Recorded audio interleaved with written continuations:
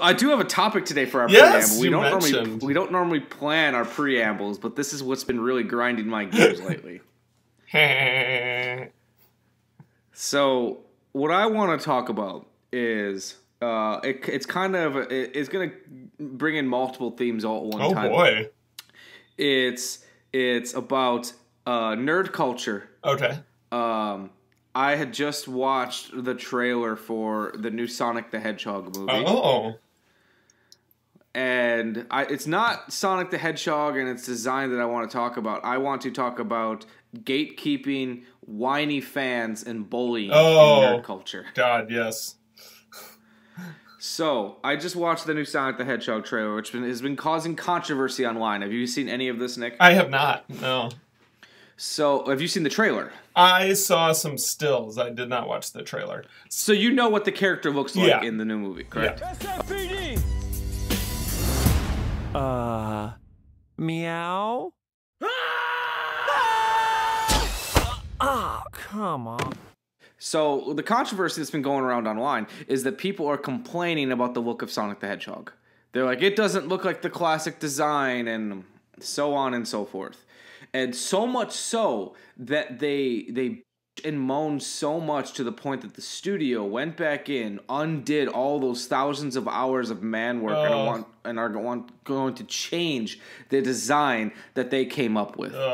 And what bothers me about this is, one, they essentially bullied a film studio into doing what they want because they weren't happy with it. So they feel this extreme ownership to this product that has nothing to do with them, to the point where they're going to bully people into changing it so that way they can see it the way they want to. And then two, no one asked the director, hey, why did you change it the way you did?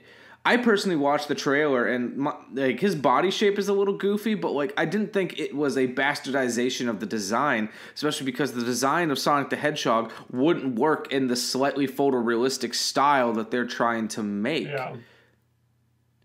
And that, so they spent all these hours and hours and days and months and probably even close to a year making this creature. And then they're not pushing back their release date at all. They're like, we're going to go back in and try to change it for you. And it's probably going to be even worse than it was before. There. Are you happy now, nerds? And then the nerds are probably still going to find something to shit about. Yeah. No, I agree with the, like I said, I'm not really connected to the Sonic, the new Sonic product, or the complaints regarding it, but nerd anger and ownership over things is something that I am routinely railing against. I've had several conversations with people defending artists' right to interpret, reinterpret, reimagine, add to an existing ethos, and if you don't like it, that's fine. But people are so tied into canon and their personal interpretation of what that canon should and should not include, that that it really becomes problematic. Okay, so you get a bunch of nerds that all agree, but how many times have a bunch of people complained about something, and then that doesn't get changed, that stays true to the original version that people complained about, and then later on is appreciated, even if it takes a year or two or even a decade, it then becomes appreciated as a beloved part of the thing. It's what's at the heart of this is, in my opinion, is their inability to accept change. And if you don't want change, that's fine. Then don't friggin' watch the new movie or product or comic book or whatever. Change is inevitable. Why make a new movie if you're going to make it exactly the same? The whole point is to add and build on. And if you don't like it, you don't have to like it. But you do have to accept it as part of the artistic process. I mean, I guess they don't have it's to. They're proving that, but... And I know we haven't watched it yet. We're going to eventually get to the episode where we're going to talk Super Mario Brothers, which is notoriously, people say, one of the worst movies ever made. And I am a staunch defender of it. And I had actually just read a really well-written article about the film defending it. Actually, it was on Letterboxd. It was a review, and it gave the movie 5 stars out of 5. Nice. And because they said, think about where Mario was in the mid '90s. It was a side-scrolling video game. There was no lore. There was no overarching story. The game was created as a everything in the game was created just to service the mechanics of the game. So it's a non-cinematic world. The only way that you can make it cinematic is essentially kill everything except for the 2 core principles, and that's Mario and Luigi, and then reimagine it. And everyone's like, it's nothing like the video games. Yeah, the video games would have been a terrible fucking movie. Well, and I'll take it one step further. You have to be able to change. Super Mario Brothers was a total revamp and reimagining of the Mario and Luigi characters. They were in Donkey Kong. They were in their first, and then I believe it was after Donkey Kong where Mario was actually the one climbing up and jumping over barrels. Then there was one with Mario and Luigi that was more like Pac-Man, which became a mini game in one of the future games where you can walk off of one side of the screen and you reappear on the other, and you're just trying to get the POW blocks to knock the other one out. Which I think was that I think those were both Atari-based games. But Super Mario, and I may be getting the lore wrong. If there are any Super Mario Brothers nerds out there, feel free to correct me and tell me I'm a horrible person. But Super Mario Brothers, that everybody fell in love with when they got their Nintendo Entertainment Systems when they were kids, was a reimagining. And if you didn't give that game a chance, I'm speaking as the royal you. You gave that game a chance, probably because you weren't connected to the earlier games, or if you were, you didn't have that like nerd anger yet, or whatever the reason. You need to give these again. You don't need to. I think it sucks that people claim ownership, define their lines of what should and should not be in that box, and then rage against anything that falls outside of it. Yeah, exactly. And it's like, it was legitimately upsetting me. The way that like there, I get it. You're upset. You can be upset, but like this nerd rage turned into this whole new thing. And I even saw people who like me who didn't mind the design, and people were shitting on them. It's like, you're not a fan of this if you like this. I'm like, it's not true.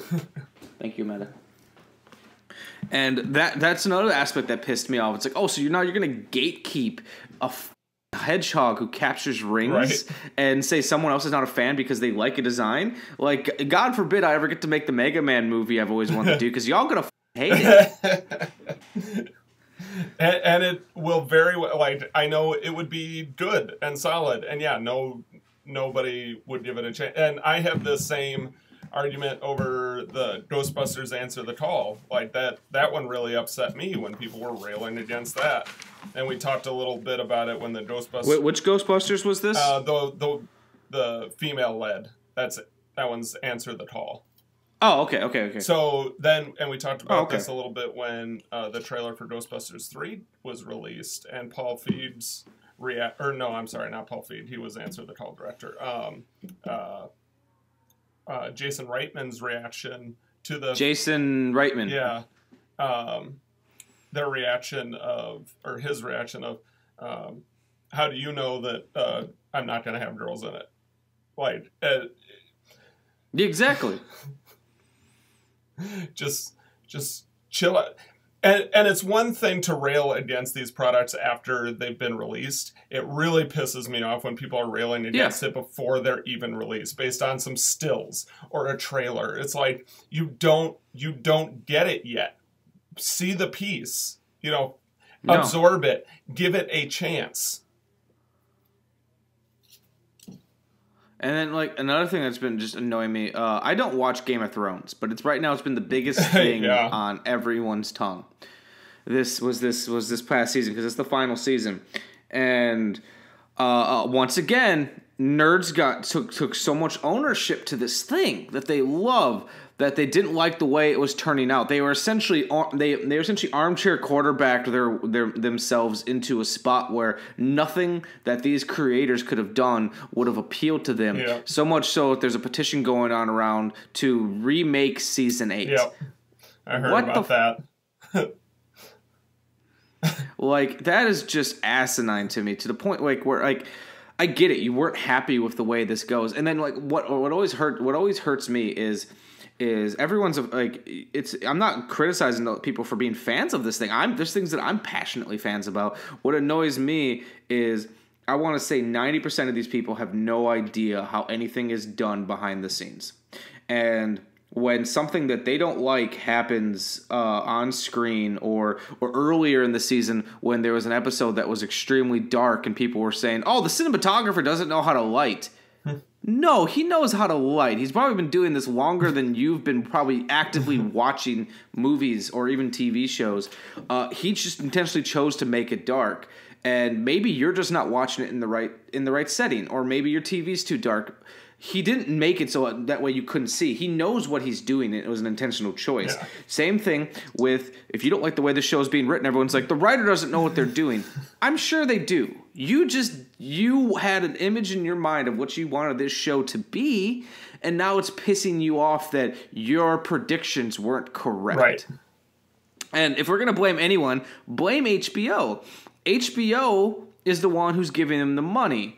And who HBO is the one who could only afford to do 8 episodes because so many people were pirating this show, or there's not enough subscriptions to this show, and every single fucking actor gets a base pay of $1 million per episode. That's why they couldn't have more seasons. That's why they couldn't have more, because it costs too fucking much, man. So they had to wrap it up faster than they wanted to.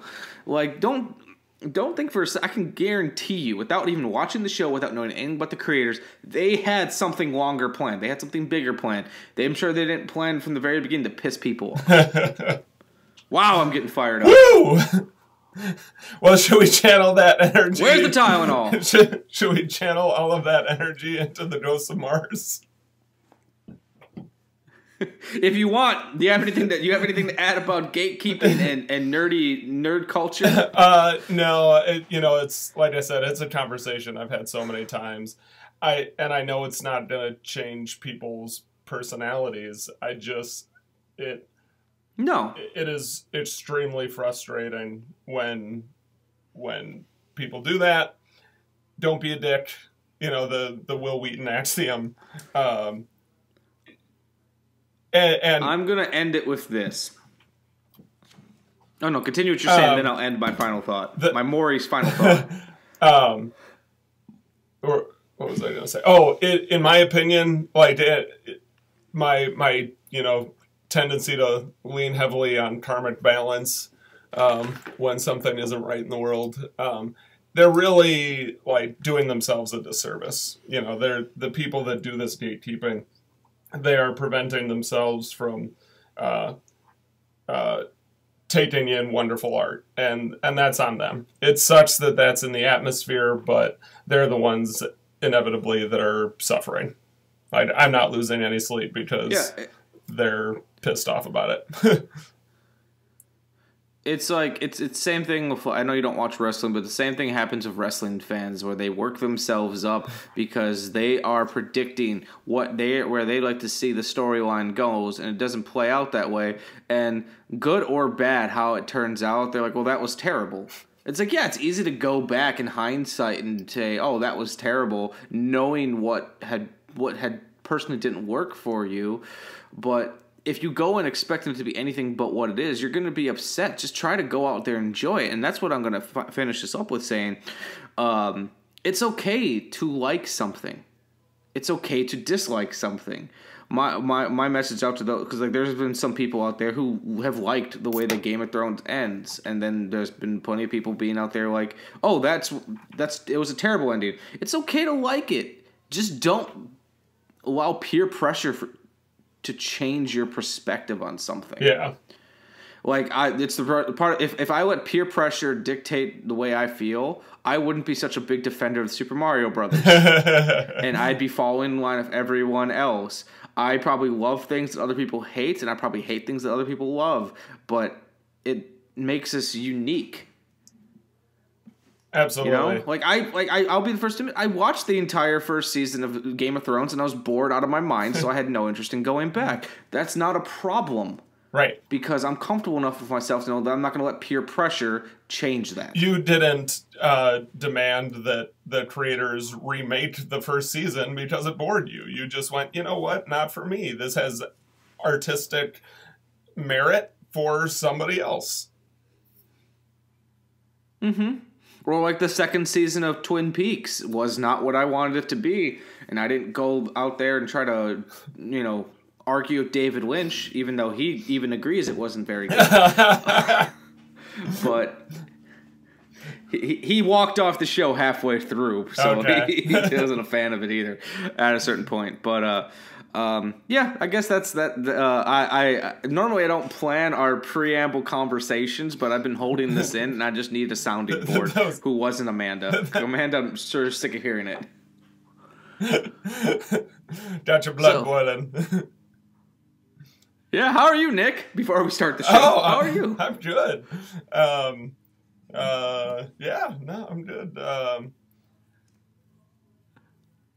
That's about it. Yeah, just really busy, but positive.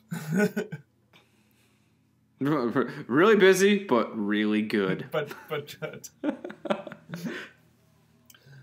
All right. I'm glad I planned that preamble. I'd be like, "How you doing, Nick?" Yeah, I'm good. I'm good. Okay, let's start the show.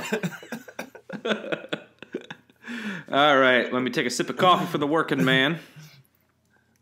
Oh. This will be fun too because I have not written my intro. Nice. Because usually I even write like the hello and welcome. I write everything out just so like I don't like sit down and be like salutations and hello or some shit and just change it. I like it. New intro. Yeah. Okay. Ugh.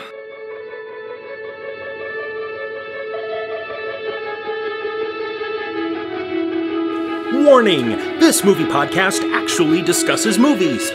Be aware that it may discuss any of the following elements: endings, surprise twists, unexpected cameos, and all manner of spoilers. If this doesn't appeal to you, why listen to a movie podcast? Without further ado, please enjoy our feature presentation, The Shameless Picture Show. Hello and welcome to another episode of The Shameless Picture Show. I am Michael Viers, and with me, as always, is a man who's jacked, ready, and double tough. Nick Richards! Oh, it goes to Mars. I heard that line. I was like, that's it. That's the line. So today's going to be a little different because normally the DVD and Blu-ray reviews are kind of assigned to me. And I do them a lot as bonus episodes. However, on 2 episodes ago, I did give the distinction between a bonus episode where I review movies and a legitimate episode where I review movies, and it all comes down to whether or not we had an episode that week.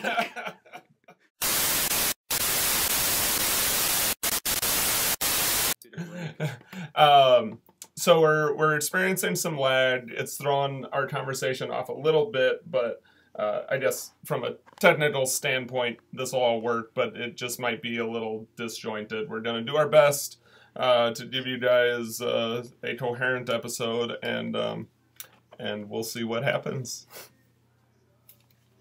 Yeah, I might even record a little thing to put up top, but today we are doing something a little different. Normally, me and Nick choose a movie off our shame list or what have you, but we both received the same review copies for movies from Mill Creek, Yay! So we're gonna go that way, and it became an unintentional theme of John Carpenter and Mars. The Mars Carpenter double feature. Mars Carpenter. Okay, so Nick, which movie do you want to start with? Given that I'd like to end on a good note, let's start with Ghosts of Mars. That was kind of what I was hoping you were going to say. So, all right, let me read the back of the box. I didn't bury the lead at all on how I felt. No. Yeah. Pardon me. So this is automatic right here because Ebert and Roper gave the movie 2 thumbs up. So what the... What? It's on the back of the box. 2 thumbs up. Maybe it's one of those things where they say, I would never give this movie 2 thumbs up, and then they just, like, parceled it off. They did technically say the words, 2 thumbs up.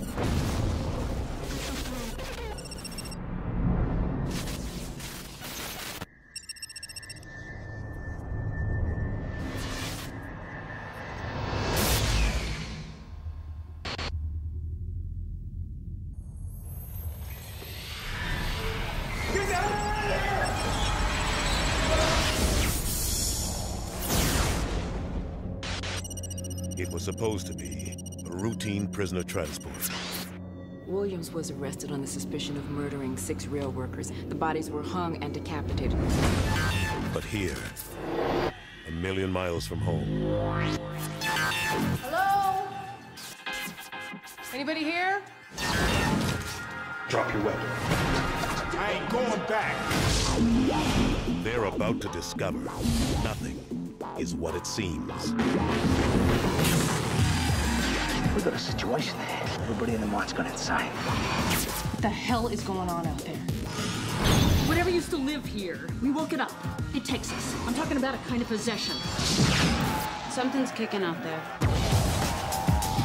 We need us, and we need you. None of us is gonna survive if we don't stick together. Come on. Time to stay alive.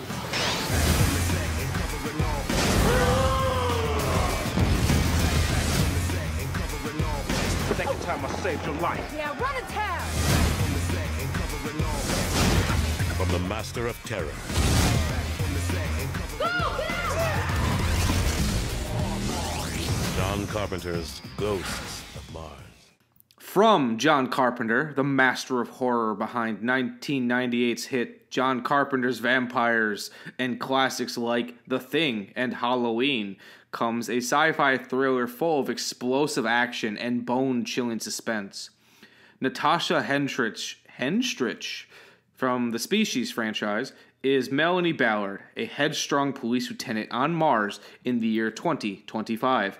Humans have been colonizing and mining on the Red Planet for some time, but when Ballard and her squad are sent to a remote region to apprehend the dangerous criminal James Desolation Williams, played by Ice Cube, they discover that he's the least of their worries. The mining operations have unleashed a deadly army of Martian spirits who take over the bodies of humans and won't stop until they destroy all invaders on their planet. With a stellar cast including Pam Grier from Jackie Brown, Jason Statham from Everything, and Clea Duvall from The Faculty, as well as explosive special effects, John Carpenter's Ghosts of Mars is an intergalactic terror fest like you've never seen. Oh my god. It is like nothing Nick, I've ever seen. I will give them that. I can also verify that those actors Nick, were in fact in that movie. So those 2 parts of that description were accurate. Yeah, oh my god, Roger Ebert legitimately gave this movie 4 out of 5 stars. Why? What is his justification? I don't know.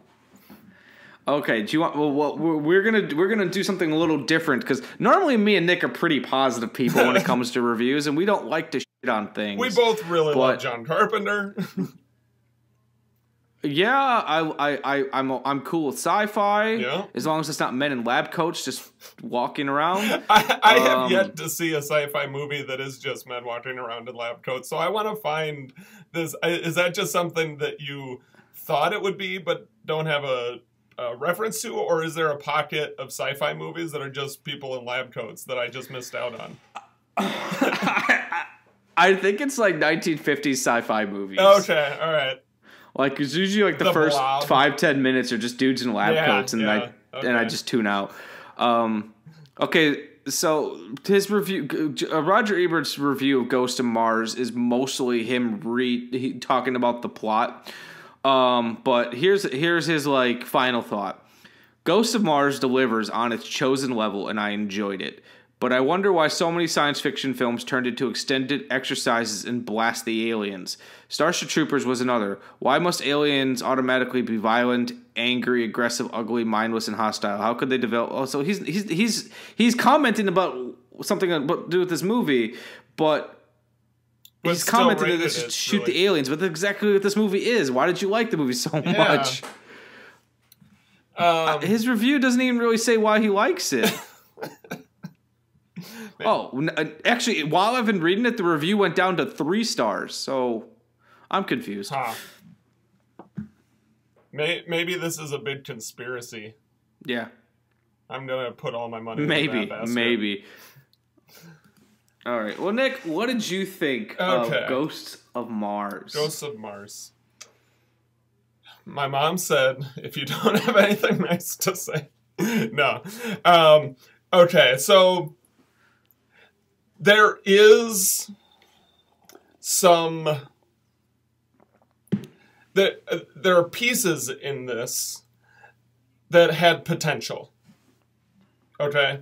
There is, like, I can feel John Carpenter in there. But there are, like, the actors. Like, I know from seeing them in other things that this cast can act really well. I think one of the many things that hampered this film was a horribly written script, which John Carpenter is part of that writing team, but he has a history of writing very good scripts. So what happened here? I can only imagine, because this has the stink of first script on it, that somebody's first script out of the gate. It's exactly how my first script sounded. It's how like, you watch something that got produced that is like somebody wrote their first script, the dialogue plays exactly like this film did. It was awful. The dialogue was awful. It is 60 minutes of exposition and like 20 minutes of non-exposition. It was blatant, and can we talk about, like, heavy-handed and clunky. Oh, and to make things worse, so I wish the film would have just played out narratively as it was happening. Instead, we had like this Star Trek-esque courtroom case. And what was annoying about that, so the entire movie is essentially a flashback of telling us the story. And then within that, we had flashbacks within flashbacks, where she's telling the story of someone else telling her a story. Well, I can only tell you what they told me. And honestly, I kind of wish that would have played into it a little bit more, like this idea of an unreliable narrator. And like, when I first heard about this film, I knew it had a bad reputation, but I was thinking, okay, I can see why this would work. John Carpenter is a big fan of westerns, and I was like, oh, I can see how you can do a western on Mars. This idea of this new territory. You know, it's like, I can see this working. That's why Firefly worked so well. Yeah, and honestly, if this makes you feel any better, which I'm sure it won't, looking up the other screenwriter, Larry Sulkus, this was his last movie. He had written movies before this. What? Then what happened? Never mind. It was a lot. It was a lot of television. Okay. I don't know if that helps or not. But I don't know. Like, this film, like, there's elements about this film that I liked. I will go so far as to say. But honestly, the things I liked about it were things that John Carpenter did in previous films. I was like, oh, there's times like this that this reminds me of Assault on Precinct 13. Yeah, his second movie. Right. Like, things that he'd already done before. Or apparently the original conceit for this film was supposed to be another Snake Plissken film, and it was going to be Escape from Mars, and Desolation Williams was going to be Snake Plissken, but Escape from LA did so terrible, they were like, yeah, we don't want to do that. And I was like, oh, that would have been a little... That would have... If Kurt Russell would have been in this movie, I might have enjoyed it more, honestly. I was drawn... Nothing against Ice Cube. He was fine. Yeah. Well, again, like, I know that Ice Cube is a great actor, but I think the material he was given was so bad that he did not. It seemed like a bad performance from all of these veteran performers.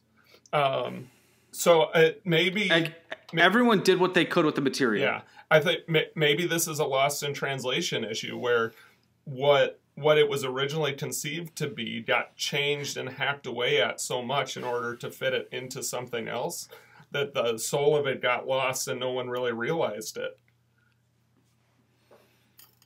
Yeah, and I guess I wanted to like the movie. Like, I liked the cast. Like, it was cool to see Pam Grier was in this, and John Carpenter, a big fan of old movies. It's like, oh, that's cool that he brought in Pam Grier, and he brought in Jason Statham before he was a big deal. But it's also not surprising that this was his last movie for 9 years, and then he just quit directing altogether. I can understand why. That was me. And then, like, so for me, there's two big things that if I had to, because like I can forgive a lot of stupidity in a movie. I can. Like, I love movies so much. I've seen good movies. I've seen bad movies. Yeah. And in terms of the story, there wasn't anything in the story that necessarily pissed me off or offended me or any of that. It just, it was what it was. But what really annoyed me, like even the bad script and all, because John Carpenter's had bad scripts before, that he's made it work with his unique vision. Yeah. For me, there was 3 things that went wrong with this film. Okay. I'm not even counting the script. Yeah. Like I said, John Carpenter has made mountains out of molehills before. He's done it. The 3 things that annoyed me, 1, were his direction felt very phoned in. 2, the music was frustrating because the music was frustrating because John Carpenter, who composes all of his own scores, has this mantra of simplicity and nuance, and everything was so over the top, and these screeching guitars and. I was telling Amanda, it's like if I could go back in and re-edit some of these scenes with like score bits from like Assault on Precinct 13 and Christine, these scenes probably would have been a lot better. Or even music from Escape from New York. I think the scenes would have played out a lot better. And then the editing. The editing was the worst part of this film. Yeah. Do you think that there is possibly that the explanation for how this happened is John Carpenter trying to stay relevant in a time period when Starship Troopers and these other, like, you could see those other films in this, and in doing so he lost his voice? And it definitely could be, because like if you look at his filmography, this is very different. Like, I can't even say that, because John Carpenter has been one to always take chances and do different things. The man who did Assault on Precinct 13 did Halloween. Those don't seem like they should be the same director. Right. The same man who did Big Trouble in Little China did The Thing, did Memoirs of an Invisible Man. Like, he's always kind of jumped around. But like looking at his filmography, which I've got to pull it up right now, other than The Thing or potentially Escape from New York, this film feels so off, out of left field from what he normally does and makes, which, as I said, is not a bad thing. I'm not going to damn the man for trying to do something different, but I think you're right. To me, it just feels like he has taken a different a step in for a different genre, and it might even be a genre that he likes, because like if you look at he does a lot of work with video games, and the types of video games that he puts work into have a similar like Resident Evil style like look to the sci-fi, like, or a Resident Evil style sci-fi look to it. So I wouldn't be surprised if this is the type of stuff that interests him. Well, I think genre wise, I think it's in his wheelhouse. Like, I can see The Thing in here. I can see Big Trouble in Little China in here. Like, the man knows how to direct action sequences, and that this is a big action movie. It should have worked. I will also say, like, I didn't mean to cut you off, but I just wanted to say real quick. While I feel like a lot of his stuff, there's a lot in this movie that was phoned in, his action scenes were actually pretty well directed. Sure. Yep.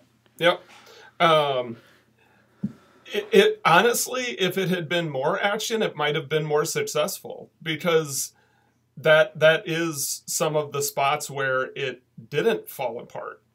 I feel like if he would have went full horror and done something, say, like, I don't know how much you play video games, but like Dead Space, like if it would have went full horror and a little more on the alien side of things, I think it could have really worked. Or if he would have just went full balls to the wall action, I think it would have worked. But we're instead in this weird in between where there's also like these weird torture porn aspects with the self mutilation and everything, and like there are a lot of interesting pieces in this film, and it feels like they were just all thrown into a pot. None of them were developed, and so it, like, you know, take The Thing for instance. Like there's the paranoia of dealing with this creature that can transform, and like that becomes this major thing, and that's what the focus, all the energy of the film is supporting. And this, it has that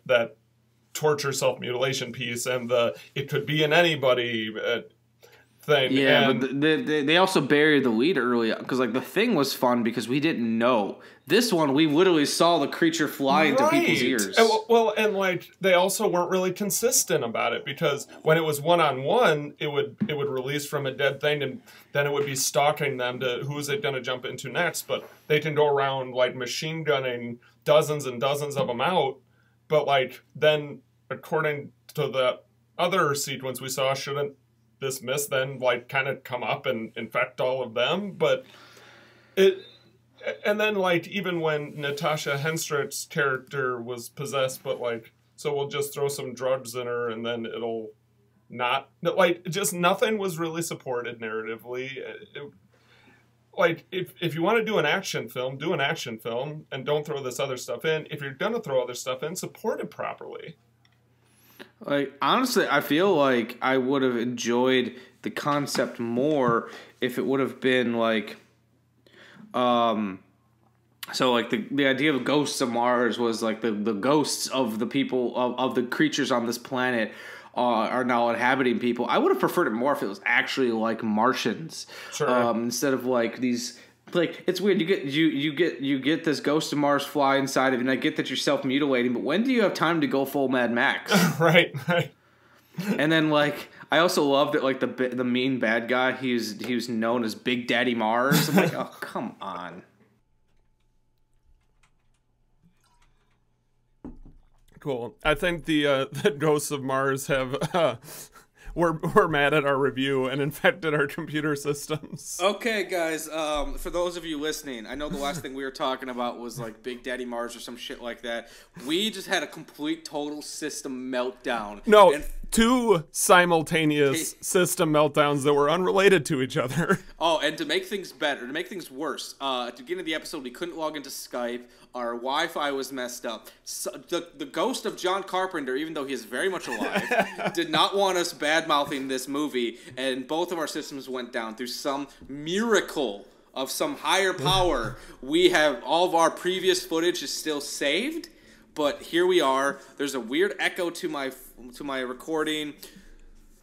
Whatever. We're gonna just make this work. Big Daddy Mars. we're fixing it in post, baby. Oh yeah. So Big Daddy Mars.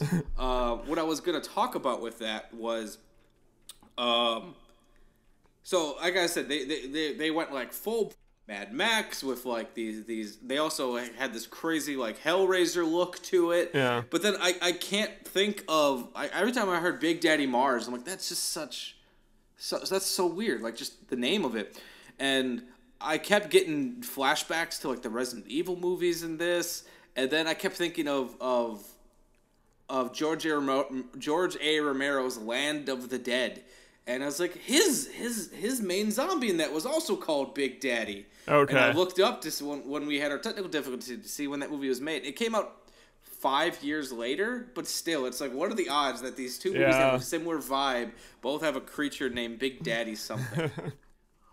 I also never got on board with Ice Cube's character just casually being referred to as Desolation. Yeah. Like, every time it hit my ears so bad. Yeah. Yeah, you know, again, like, first off, I want to reiterate that this is probably it is the only John Carpenter film that I've seen that I have not liked. Yeah, like, I even liked Vampires, and it was not his best, but, like, I could see John Carpenter in it. Yeah. Well, I can see John Carpenter in this.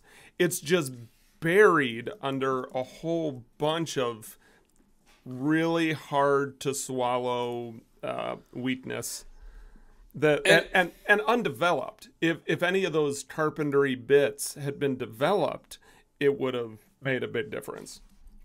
And it's a shame, too, because, like, I really like John Carpenter. I like him quite a bit as a filmmaker.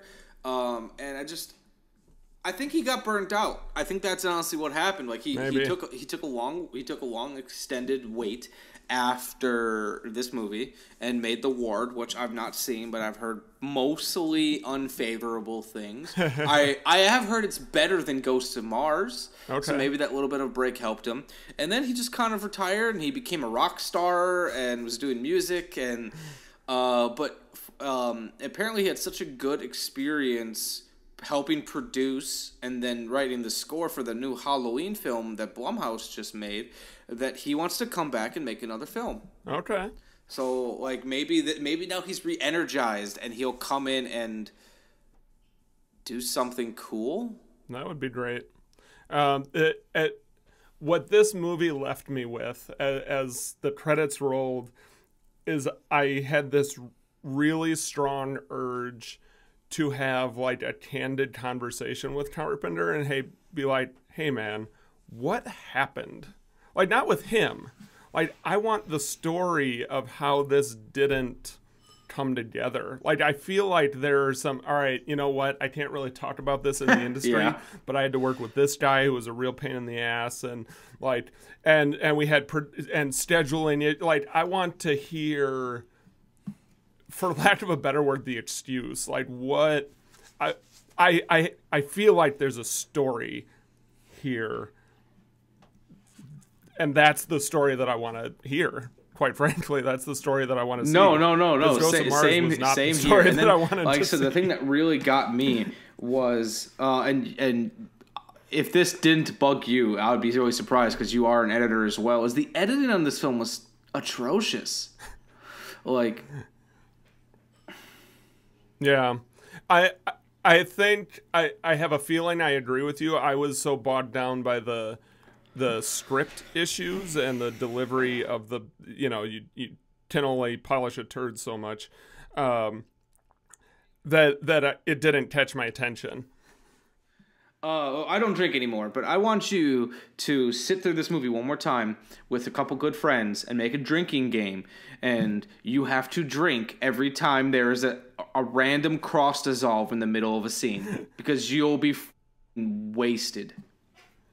Oh, like, everything from, like, cross dissolve, like, there'll be two characters leaving a building, walking down a hallway, and they'll just cross dissolve twice in that amount of time of them just walking and drinking, and, like, not drinking, sorry, of them just walking. And it'll be like two cross dissolves, and they'll constantly do cross dissolves in the middle of a scene.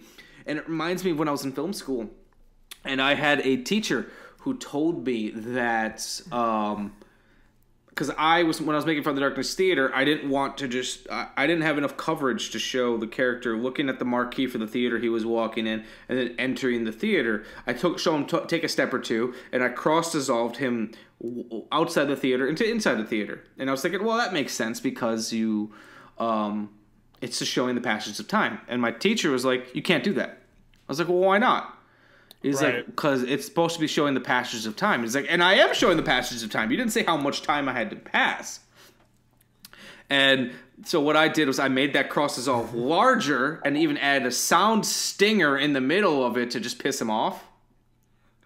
But then I saw this movie, and I was like, oh, this movie was edited like it was someone pissed off at their film school teacher saying, you can't add cross dissolves there. And they just do 2 or 3 of them at a time. And I was like, that's all I could think of is like, were they pissed off at someone? Like, why are there so many unnecessary cross dissolves in this film? So seriously, just go back through a couple scenes, Nick, and just like watch for them cross dissolves because they're there. Oh, and one thing I want to mention. Yeah. Wow. Was near the end of the film when Big Daddy Mars gets set on fire and he's in, freaking out. They cross dissolve like 3 times within that scene. Yeah. But one of the times when they do a cross dissolve, they I swear to God, they cross dissolve to him wearing a Michael Myers mask.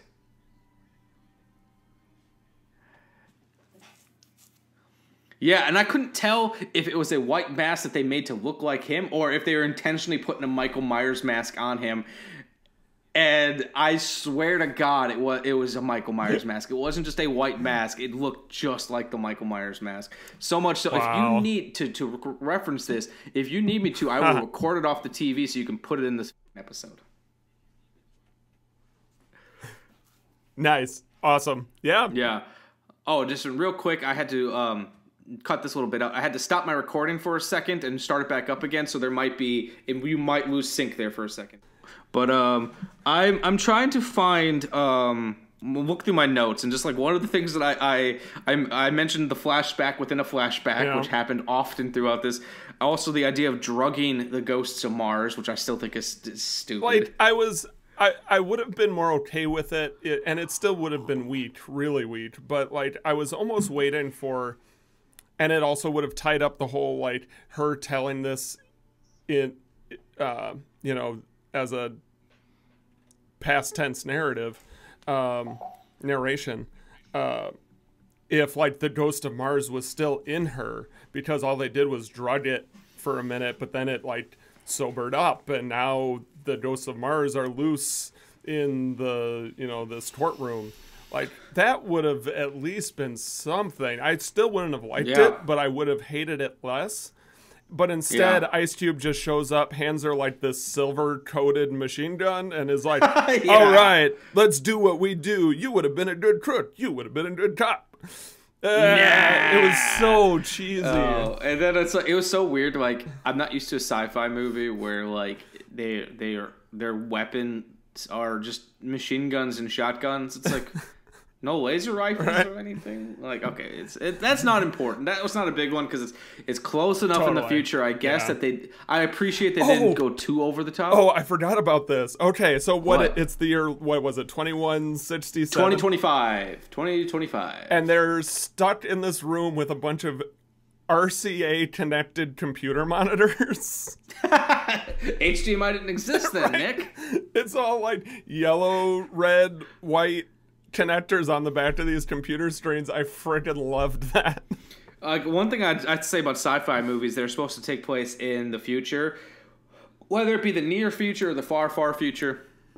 They do one of two things. They use the most advanced technology that we have at the time and just hope that it stays relevant and it looks more dated, or they go the Star Trek route and they just make it so over the top that there's no way that we can ever live up to those expectations. Except what Star Trek did by doing that, like, look at how many of their technological advances we have now.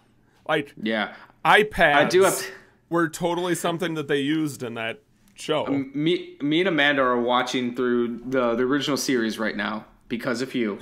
And, well, I know you're not a big fan of the original series, but I have to start. Yeah, I have to instinctually. I don't have any negative things to say about the original. It's a little corny, but in a really fun way. It's like it's its own thing. There's this episode called Charlie X. It's like the second or third episode in season 1, where this kid has like these telekinetic power, or maybe not telekinetic, but he can control things and it's kind of like a Village of the Damned type thing.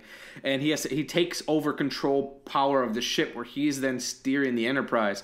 And Spock's like, well, if we overload the ship, it'll be too much for him. And I just love that Spock and Bones and Uhura are just turning everything on in the Enterprise at once. And I was like, oh, this takes this idea of this futuristic technology and really makes it simplified to the point that, like, I imagine Spock's turning on all the coffee makers and all the washing machines, and they're just turning everything on. And it's like, oh, the fact that you can just turn everything on in the Enterprise makes it tangible. Right.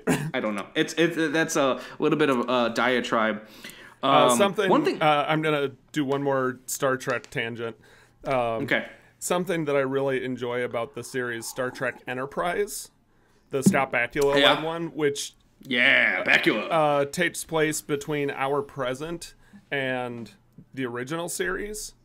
Yeah. So it's kind of like merging the original series with like our NASA I remember program. like they didn't have like teleporters yet. They wasn't like a trusted technology yet, so they're still kind of in the I remember that. But one of the things that I really enjoy about it is they have to take the technology from Star Trek, the original series, which is kind of silly and dated now. Their big earpiece communicator things and you have to, and they did a really interesting job of trying to bridge those two things from like where we exist now in our present of like, oh, we've clearly that is old technology by our standards, but then creating like an in-between between the two in a believable way that makes you think that in the future this is what that tech will be. And I always enjoyed that about Enterprise.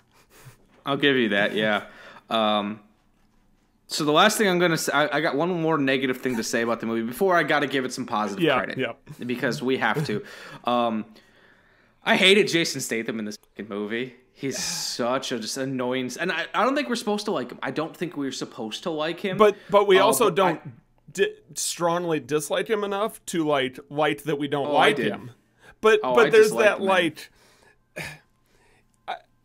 I guess when you say we're not supposed to like him, I don't think he was necessarily written as the we really don't like him. I think they were it's the lock, stock, and two smoking barrels, Jason Statham, without the charm.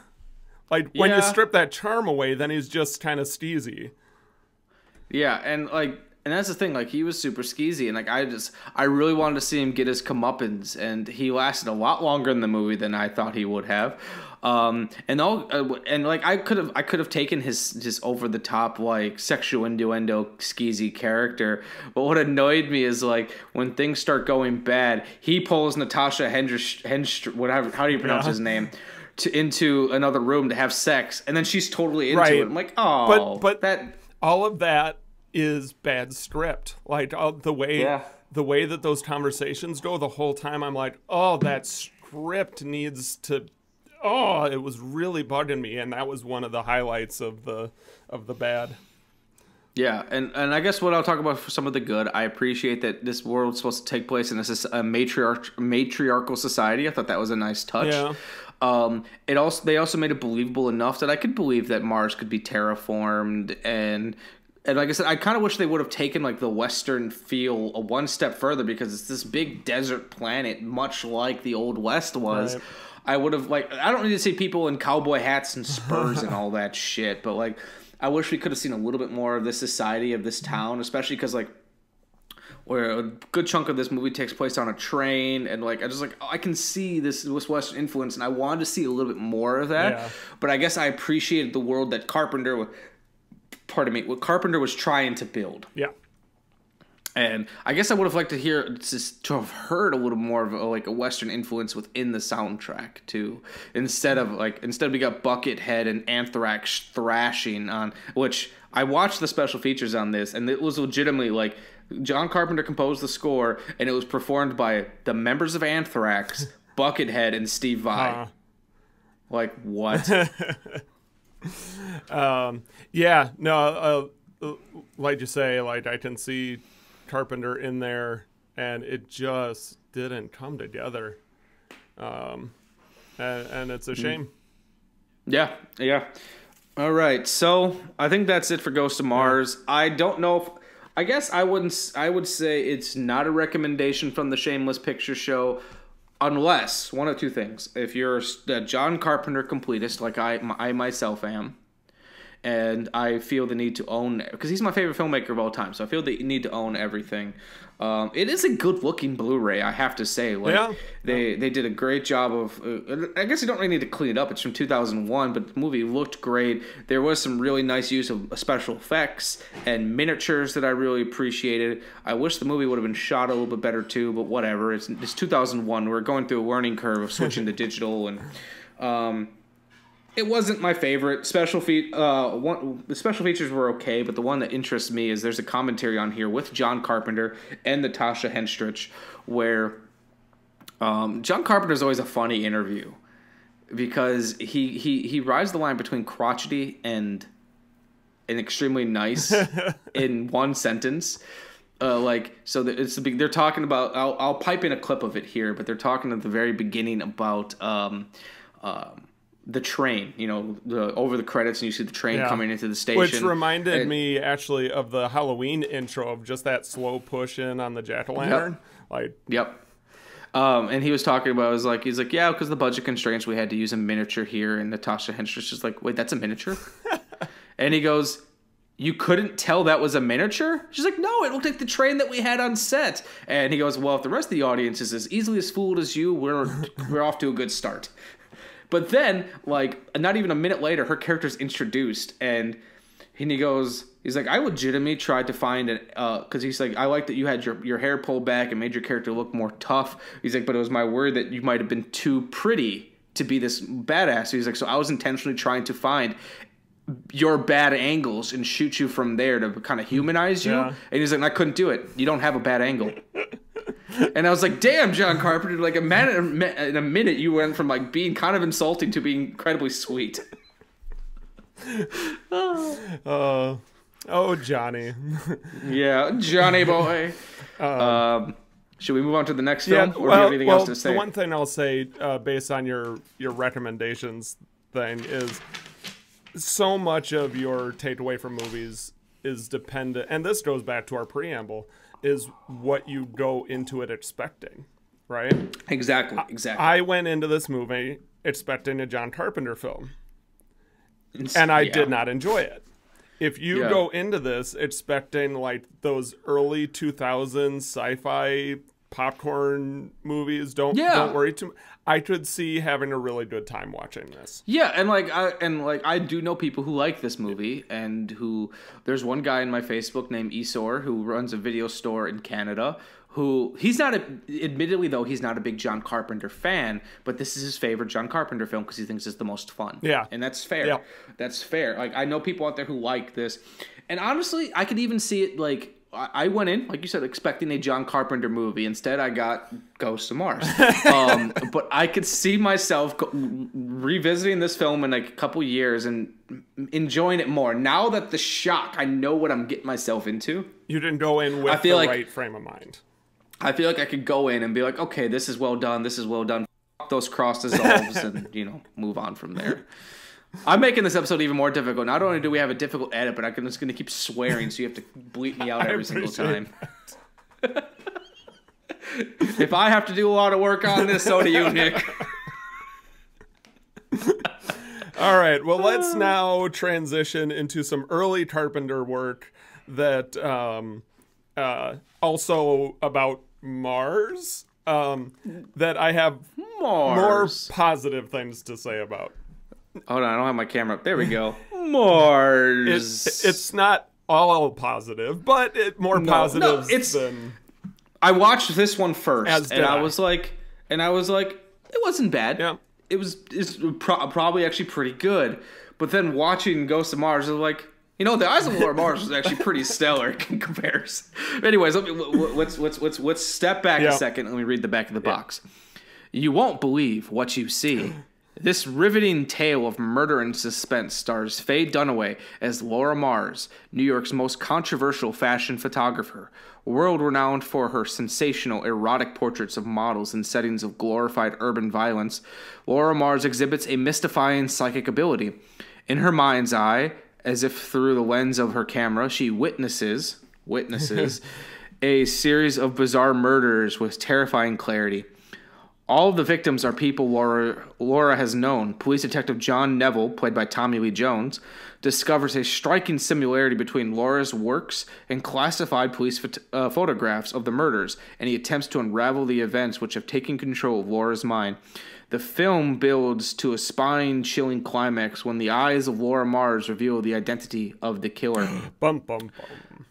The film, and if you're wondering where John Carpenter comes into this, because he did not direct it. He did not direct it. He wrote the screenplay was written by John Carpenter and David Zelag Goodman. The originals, and the story is by him. How that works in Hollywood, he wrote the original draft of the script. Meaning John Carpenter? John Carpenter wrote the original draft of the script. The director came in, liked elements of it, but wanted it changed. Enough of the script was rewritten where it's now a co-director credit, and he gets the story credit. Okay. So he wrote the first draft. A second writer came in and did the second draft. I can still see a lot of Carpenter in this draft, though. The guy who came in and wrote the second draft actually did the Sam Peckinpah movie Straw Dogs.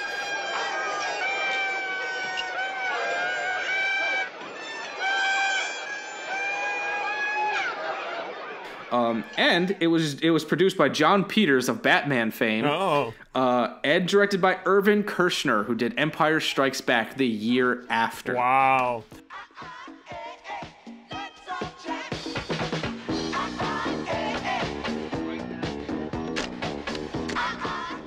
In a world of breathtaking models and the beautiful people, Academy Award winner Faye Dunaway is photographer Laura Mars. Her work, the subject of controversy. Tommy Lee Jones is Detective John Neville, intrigued by her photographs for his own reasons. These are police photographs. They are strictly our own material. They were never published anywhere at all. So my question is very simple. Why are my photographs so much like yours? That's right. Somewhere between the sensations of high fashion and the precise form of her art lies another dimension, unexplored, unexpected.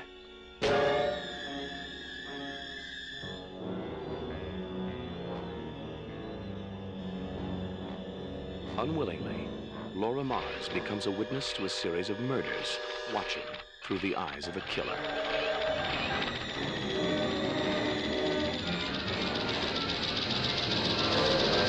Eyes of Laura Mars. When it happens, I can't see what's in front of me. What I see is that. Think of that camera as the eyes of the killer. Drawn by a mystery, Do you understand? their lives converge.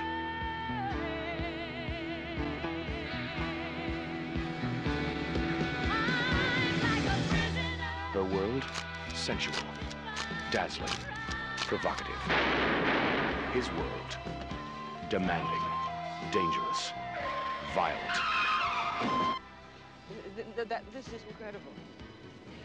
In the midst of all of this, I can't stop thinking of you. I know. What is going on? I don't know. I mean, it's completely unprofessional of me to be walking with you in the woods, I'll tell you that. I don't have time for this. I'm supposed to be catching a killer. Well, I'm completely out of control. I can't stand it. I saw him in the elevator, so I'm killed somebody in the elevator. Pursued by visions. She is linked to a killer.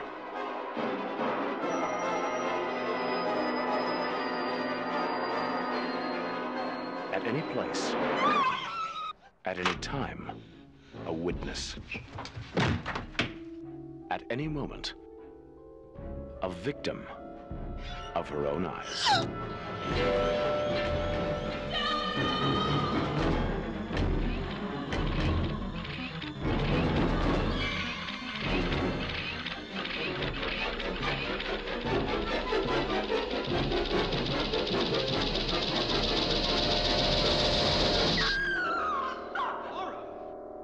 Eyes of Laura Mars. Oh, yeah. Actually, I'm gonna jump back to Ghost of Mars for just 2 seconds. Okay. I believe it's the effects makeup or maybe the practical effects. Yeah. 2 of the people involved in that were Greg Nicotero, who is huge Howard Berger in The Walking Dead. Yep, Howard Berger and I always forget the third guy of K&B. Kurtzman. Robert Kurtzman. I beat you to Robert it. Okay, Kurtzman. yeah. Yep. So they've done everything though. They've done Evil Dead was like their first show. Evil Dead 2 was their first show together. They did Army of Darkness. Nice. They did pretty much if you're a horror film through the 90s or the early 2000s, they were involved. Yeah. Another interesting connection of Eyes of Laura Mars is John Peters, who's the producer, was dating or married to Barbara Streisand for a while, and she does the theme song. And originally, I noticed she was supposed to play Laura Mars at one point. Oh, I could see that. Yeah. So the Eyes of Laura Mars is fascinating to me. One, it's got a baby Tommy Lee Jones. Oh my God! With stellar hair. Yeah, and that unibrow. Right. I just kept thinking, like, he looks so much like Kelso from that 70s show, and I just kept going, damn, Jackie! His one eyebrow is magnificent. I know. But then, like, he still looks old. Yeah, the amount of hair he has, I think, is, oh my God, is the such biggest buoyancy. surprise. So, like Eyes of Laura Mars, I guess was kind of like a thriller. It's a whodunit. Whodunit. There's some slasher elements into it, but like before slasher films was really a thing. It honestly reminded me more of an Italian giallo film. Sure. If you're familiar with the subgenre. We've talked about it a little bit on the show. Yeah, it's like usually like the Black Glove Killers and everything. And it's interesting because I felt like there was times where like the film reminded me a lot of Dario Argento's films, like his early stuff, like pre-Suspiria, when he was doing like The Bird in the Crystal Plumage, Four Flies on Grey Velvet, and things like that. And I know, or even Deep Red, and I know that John Carpenter is friends with Dario, so like I wouldn't be surprised if this is Carpenter kind of like trying to do his own Americanized giallo film. So, I think that there was a lot that intrigued me about this film. I thought it was really interesting in the first act, the attention that they paid to photography as an art form. Yeah, me and Amanda talked about that as well. That was kind of fun, and like, you know, now I don't think that conversation would be in question at all, but it was kind of a nice slice of life of that debate, right? I remember like talking to Amanda about that, and we were talking about like how at the time photography was big business as well, because that was like when photography had always been an art form, but like it wasn't like highbrow art like it was here. And just like seeing like too like how big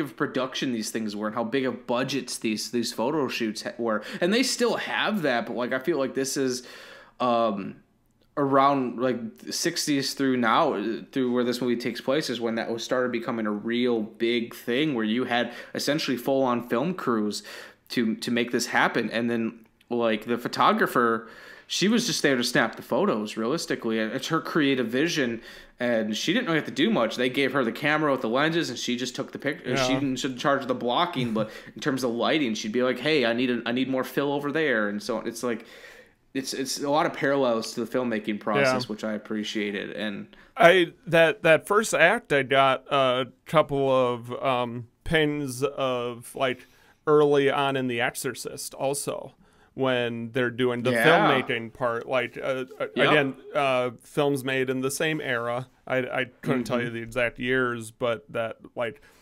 Behind the scenes look at the production, and they're both shot on similar film stock, so they have similar, feels. But it was kind of channeling some of that while I was watching the beginning.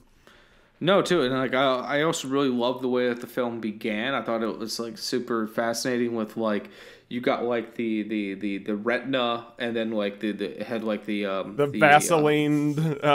Yeah, but what's fascinating, if you go back and rewatch that, normally it would be like the iris part of the lens would be like colored. Everything else around it would be fading out to black and white. But it was actually opposite, where the middle part, which was crystal clear, was black and white, and everything else is fading out to color. Okay. And then like you had this like mysterious first person murder, and they had that really great transition to the black glove killer like stabbing the book of Laura Mars' eyes to Faye Dunaway waking up. Yeah. And then you could see her really like overly chic apartment with all the mirrors and. Can you imagine the challenge of placing a camera in that set? Oh my God, it was frustrating, but because of that though, they got some really interesting angles and transitions where they could focus in on her through the mirror and then do like cutaways in a really interesting way. And just like this film had so many actors that I know, like it had Faye Dunaway, who I know better when she was younger, like Bonnie and Clyde, which was one of my favorite movies. Obviously Tommy Lee Jones, who'd go on to play many cops from this point on. Raul Julia was in the film. I'm not familiar with him. Great. Gomez Addams from the Addams Family movies. Oh. He was her ex-husband. Oh, wow. Yeah. I didn't even recognize him. Yeah, so Raul Julia was in the film. Brad Dourif, who played Tommy, I think her driver. Yeah. He's the voice of Chucky. Oh, nice. He played amazing. Chucky in all the Child's Play films. Yeah. What's wrong? Gun jam? And he had so much hair. So much hair. And speaking of so much hair, Renee Auberjonis, I believe is how it's pronounced. I could be totally off on that. Who played her agent, I believe. Yeah. I recognized him. I know him best from Star Trek Deep Space Nine, where he plays a shape changer, so his face is all like smoothed out with makeup and his hair is slicked back. Oh, all the time, so he looks totally different than this. Funny enough, like hair. His face looked so familiar. It's like I know I've seen that guy in things before. He's one of those that guy actors. Right. Honestly. He's also done a lot of voice acting. Have you? I think we've discussed this. You have not seen The Last Unicorn, correct?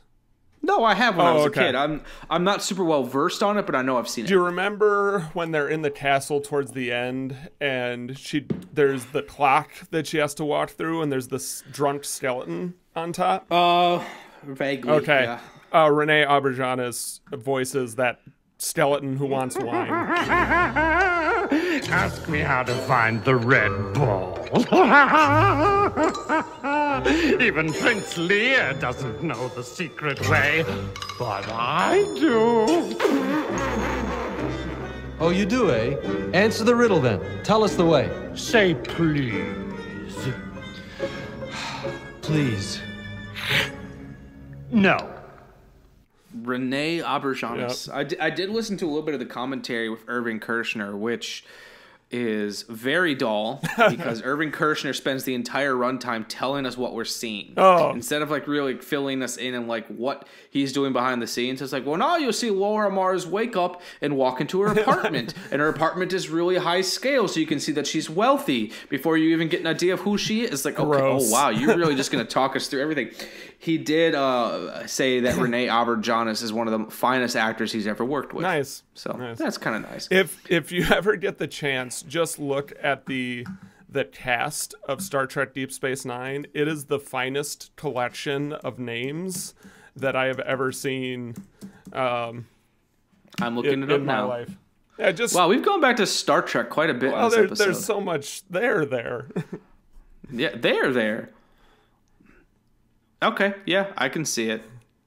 A lot of these people, I recognize their faces, even if I don't like know them personally. They just have amazing names. Yeah, I can definitely see that. Renee Auberjonis is just fun to say. Yeah. I think there's a Nana Visitor. Yep, that's on there. So back to the we were talking about the cast. Yep, cast I think was stellar. Even when they weren't necessarily the best. Like I would say, as much as I love her, Faye Dunaway was kind of the weakest link at times in this movie. But she also had the hardest performance because she had to make this psychic ability seem plausible, and that's not easy to do. So I'm kind of forgiving of that. Tommy Lee Jones he's such a good actor. It doesn't even seem like he's acting half the time. Yeah. where that's just how good he is. One thing that I really loved, and I love movies from this time period that really show off New York in the 70s and 80s, back when like it was grimy, it's still kind of grungy a little bit, but like in a charming way now, where it's like then it's a dangerous city. Yeah. And just to see all these locations and the way that they shoot New York, I love it. I love it. I really enjoyed when they were doing the photo shoot in New York with the crashed cars on fire. Oh, and the girl in the background just going like this over and over again. But seeing the amount of screen time that they gave to like the cars going by and passersby being like, what is going on here? Yup. I thought that was great as well. And like a movie like this, like only feels like it should take place in New York. Yeah. It's like maybe LA, but for me, when I think of like high art photography, I think of New York. Yeah. And just like I love too that like you'll see like the glam and the glitz and the ritziness of New York, and you see the tall skyscrapers, but then you'll go to like some of the grungier boroughs like Tommy's apartment and everything. Right. I just love how these two worlds coalesce together. And like I said, for me, it's like there's very few things are as good as a movie shot in New York. I don't have the same love for New York movies as a lot of people do, especially, and you definitely get it here now that I'm on the East Coast, because everybody's a transplant. And I'll be like, it's okay. But I just think it's got a really interesting cinematic quality to it. And it has a feel that's undeniable. In the same way that like Rocky has like I always enjoy when a film captures the feeling of a place, right? Well, with New York, that has been done. Like New York has been captured. Now that's not to say that they didn't do it. They did do a great job capturing New York in that era. But whenever I see like when I saw Rocky, we did it, on the show because it was on my shame list. I had never seen Philadelphia captured like that before, and I really enjoy that. And I've been really interested. I follow a lot of indie directors and filmmakers in the Midwest, and whenever I see a film that captures the place that I grew up in an interesting way that I haven't seen represented on film before, I always get really excited. Honestly, like, that's always kind of been my goal to do with like Milwaukee. What other filmmakers like Woody Allen or Bill Lustig, or it's weird going from the director of Annie Hall to the director of Maniac. What they did with New York, I want to do with Milwaukee and just kind of show it the way that I see it. Right. But, that's every filmmaker's goal. But I guess what I appreciate about it is they could have shot this in Toronto and said it was New York, or just said it was any city. I guess I appreciate any film that has got like the stamp of ownership when it comes to a city. Yeah. No. That actually is like, we're not just anywhere. We are here for this reason. We talked about it with the Blues Brothers in Chicago. Yep. And I would say, again, I've not seen every movie that's been shot in Chicago, but I would say like Blues Brothers is probably the best interpretation of Chicago that I've seen, or at least that I can recall at this very moment. Maybe there was something better, but I think that was like the big one. And maybe that or Ferris Bueller's Day Off. Maybe we talked about that comparison too. But it's also two very different worlds of like Ferris Bueller, who likes to show the more touristy side of it, where I kind of felt like Blues Brothers was like, here it is, nuts and bolts. Right. It would be like comparing Eyes of Laura Mars to like When Harry Met Sally. Yeah. Two very or as different. I said before, Annie Hall and Maniac both take place in Manhattan, but very different viewings of it. Anyways, back to the Eyes of Laura Mars. So I guess, what did you think of the film overall? Overall, I thought it was pretty solid. I really liked the world that they set it in, this high art photography, and I did enjoy the New York element. I'm always when filmmakers put a lot of thought into the setting of a place, it always like immediately pulls me in. And the deeper I got into the film, the more I realized that this is really a whodunit. The supernatural element, I think, didn't end up paying off. I was a little disappointed in because they never really explained why she had this ability, how it was related to who it ended up being. And sometimes you can get away with not explaining that. This really it felt like, oh, let's give her this cool ability, and that didn't pay off, which was disappointing. Yeah. They tipped their hat as to who it was early on, I think, when here's the spoiler, when Tommy Lee Jones had her in the room and he showed her the book with the stab in the eye. Mm-hmm. Because they never explained, yes, you could argue that he got it through evidence, but they never established that he got it through evidence. I guess I can see how that would be a tip-off, but I just assumed that he got it through evidence because it's his case. I took it as a tip-off early on. And there was one point where I was believing that it was Rene Auberjonis's character, which wasn't. That he's kind of the red herring. Yeah, and they did a good job of that. But then at the end, when they revealed that it was Tommy Lee Jones's character, there was this huge disconnect between, okay, I can totally buy that he's the one that did it, but why did he do it? Why is he he's also the cop? I don't think it would have been very hard to lock that in better, and they didn't. No, but one thing I will say, I loved his speech at the end of the film too. I don't know if it was the explanation as to that you're looking for, but I loved when it finally clicked into Laura Mars that he was the killer, because he was blaming it all on Tommy. Right. And it was like, oh, Tommy had a troubled life and everything, and his mom was a prostitute, all these other things, and then he finally slipped in and said, and then he was just so deep into his explanation, which I guess I don't really, I took it as that he was insane to the point where he didn't necessarily have a specific reason why Laura Mars's photography is the thing that set him off, but for whatever reason it offended his sensibilities, and he just became the object of her of her stalking. And then they also kind of tied in the fact that he's got the split personality, where I absolutely love that line where he's like he would be 500 pounds if it wasn't for me. I'm the one who works out. I'm the one who goes to the job. I'm the one who replies to the Christmas cards. Yeah. And just I don't know, it was kind of, it wasn't a great monologue, but Tommy Lee Jones made it better. Yeah, I agree. I think and I could be wrong about this on subsequent viewings. I might be able to sort it out, but I think they have a bit of a chicken and egg problem with their story, in that, her photography was based on these visions she was getting, but he was killing possibly inspired by her photography. So again, I think it had the writers there was multiple writers, put a little more thought into that. I think it could have tied it up in I guess really I'm curious, satisfying way. I guess I'm curious. I'd love if I could see the original draft of the script versus what was made, and see if that was possibly changed and that some of it was cut out. Sure.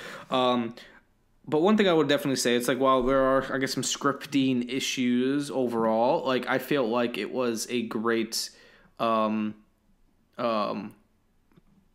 directing piece. Yes. It gave Irvin Kershner a lot to work with, and the fact that he could take this movie that did have some I would say minor story issues to it, and still make something that was riveting and interesting. He kind of I think it would have been better if John Carpenter would have been the one to direct it. I think he, especially at this point in his career when he was young and hungry and really trying to make great movies, he could have done something really great with it. But I think that's a sign of a good director, is when you can take something that's maybe not the best, but make something that's overall really cool. And I thought Irvin Kershner did a great job of really solidifying those themes of, the eyes of Laura Mars, and of course then she's got visions, but she's also a photographer, right, and all these other things. And yes, it's a little on the nose, but sometimes you kind of have to be with themes. But it's most people will probably think the eyes of Laura Mars, the fact that she could literally like see the killer, but like it's also her photography. It's all this other stuff. It's like I feel like they did a good job of tying in all these themes into one place and making something that's coherent, easy to follow. With some, it's got plot holes, but like I never felt like it ruined the experience for me. I actually was really excited about the idea that her photography was quote unquote inspired by these visions that she was having, but that she didn't recognize it. It's not like, oh, I have a vision, I have to, but just like there was something inside her that she had to get out, not realizing that it was this magical vision. I also was really glad that it did end up being this mental connection to Tommy Lee Jones's character, because there was something bugging me early on that resolved in the process. Tommy Lee Jones, well, we got a problem here. How do your photographs match these crime scene photos? If it was just a connection to the serial killer, then her photos wouldn't have been staged exactly like the crime scene photos. They would have had the same layouts, but the shots wouldn't have been composed the same way. By connecting it to Tommy Lee Jones's character, she could be seeing him seeing the crime scene photos, which then explains the exact matching composition. I wanted I wanted a moment with like, or Laura Mars at the police station, and the crime scene photographer comes up and is like, I got a bone to pick with you, Missy. You ripped me off. That's my intellectual property. I'm the one who came up with this. I just can't show it because it's my job. You're getting rich off of my framing. Right. I thought that would have been great. Like it would have been stupid as but it would have been funny. But no, I found myself really enjoying it. Honestly, though, Laura Mars would have went to prison. In this movie, totally. Like, because there's no reason for them to suspect that she killed Tommy Lee Jones for any other reason other than just pure murder. So Laura Mars is going to prison in this movie. I'm gonna mention something that I was feeling when I was watching it. That's gonna echo something you said earlier. I was really not buying the love story between Tommy Lee Jones and Laura Mars. Oh no, it was obvious. No, until I saw the love story element of Ghosts of Mars with Jason Statham's character. It's like, well, now that other one doesn't seem so bad. Can we do a crossover, the Ghosts of Laura Mars? Yes, please. I think that would be that'd be a fun the eyes of the ghosts of Laura Mars. And going back to like the acting thing, it's like I'm a big fan of Raul Julia, so like to see him pop up as her husband Michael, I thought was great, even though he didn't have a whole lot to do. I thought he was great. He just showed up and she's like, here's $50. He's like, all right, I'll go away.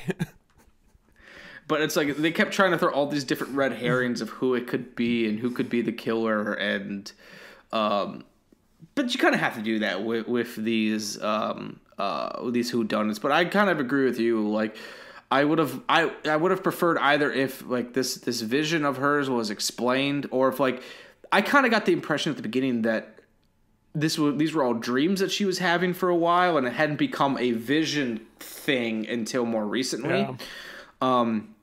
When she became involved with it. But I guess I would have preferred one of two things. That like if this is something that she's been having for a while, I would have liked maybe even just a rudimentary explanation as to why. Or I would have preferred better if this was... I could buy this if this was the first time it started happening with no explanation why. I could buy that if it hadn't happened before, but since they get the idea that all of her photography comes from these visions, then I feel like I need an explanation. If this was a freak occurrence, this anomaly that just started from stress or pain or whatever, I can believe that. But since it's been happening for so long and it's the reason she has a successful career, that's why I felt like I needed a little bit more as well. Random tangent. I have not seen The Dead Zone. Me neither, actually. So we should add that to our shame list. But okay, watching this, I'm gonna text you Dead Zone real quick. I was reminded of the SNL sketch with Christopher Walken where they spoof the Dead Zone with the I think they called it the Trivial Psychic, where he touches somebody and he goes into his, you had a peanut butter and jelly sandwich last night or whatever. Just the way that Christopher Walken overacts that connection reminded me of how she had her like stunned reactions. Christopher Walken reminds me a lot of Nicolas Cage in the way that they have two modes. They've got subtle or they've got over the top. They have no middle ground whatsoever. Yep. Whereas I don't think I'd say about Tommy Lee Jones. Like I said, Tommy Lee Jones is one of those actors where he's just so fucking aloof that you can never tell if he's acting or not. Sure. I guess that's why I like seeing him when he's younger, because like I feel like he makes slightly more bold choices. Yeah. Like in this film, while he's pretty aloof through most thing, once he kind of goes full on Nicolas Cage crazy near the end, like he's making bigger choices than he probably would now. Yeah. So I like that. I had a similar reaction to saying Al Pacino in The Godfather. Yeah. Like it's Al Pacino. Like I'm not a big fan of him as an actor beyond a certain point. Like when he's young, I think he's great, but then he becomes just like, just becomes a parody that actor of himself. Yeah, and it's like it doesn't even seem like the same person. Yeah. But no, I really like the Eyes of Laura Mars, and I can see it being something that I revisit at some point, just because like it's kind of an interesting time capsule. It's also fascinating to see that this is the film that Irvin Kershner did right before Empire Strikes Back. Like, what are you going to follow the Eyes of Laura Mars with? The biggest Star Wars film of all time? Well, at least at the time period. Did you see his work on the Eyes of Laura Mars? We have to get that guy. It's like that guy is going places, and where he's going is right a galaxy to the bank. Far away. Far away. And then he'd go on to do like RoboCop 2, and it's like, what? It's such an interesting career the man has had, where he did some of the biggest movies and a lot of movies that no one's heard of. But this movie did well. Like, I'm looking at the IMDb page. It was made for $7 million, and it made $20 million. Nice. So it's like it did well. We got that rockin' Barbra Streisand song, which maybe I'll end the episode with. We'll see. Glorious. Yeah. But no, I guess I don't really have a whole lot more to say than I liked it. I'm glad that Mill Creek is putting out weird like this. Right. This is a movie that I would have never seen, and I reckon most people of my generation would have never heard of. I'm a big John Carpenter fan. I didn't know this existed. Yeah. Until the opening credits rolled up, I had no idea he was attached to this. Yeah, and it's like I said, it's just crazy. Like, you look at the people that are involved in this. I actually made a list. Give me a second. I want to bring up the list of like who's involved in this film and what they're best known for, because it's pretty insane. Like, the cast is whatever. Like, it's a really good cast, but it's like I don't even think that's even the most exciting part about this film. Give me a second. All right, so here's my list. So we have the director, Irvin Kershner, who did, like I said, Empire Strikes Back and RoboCop 2. The writers are John Carpenter, who we all know, and David Zelag Goodman, who did one of my favorite movies, Straw Dogs. Producers are John Peters, who did Batman and Rain Man, John H. Harris, who did The Blob, and Laura Ziskin, who did the Spider-Man trilogy, Sam Raimi's Spider-Man trilogy. Bless you. Thank you. Cinematographer is Victor J. Kemper, who did Dog Day Afternoon. Okay. Editor is Michael Kahn, who's pretty much done every single Steven Spielberg film. Faye Dunaway is, Faye Dunaway, Tommy Lee Jones, Brad Dourif, like Chucky, and One Flew Over Cuckoo's Nest. It's like there's just so much talent in this movie. It's interesting.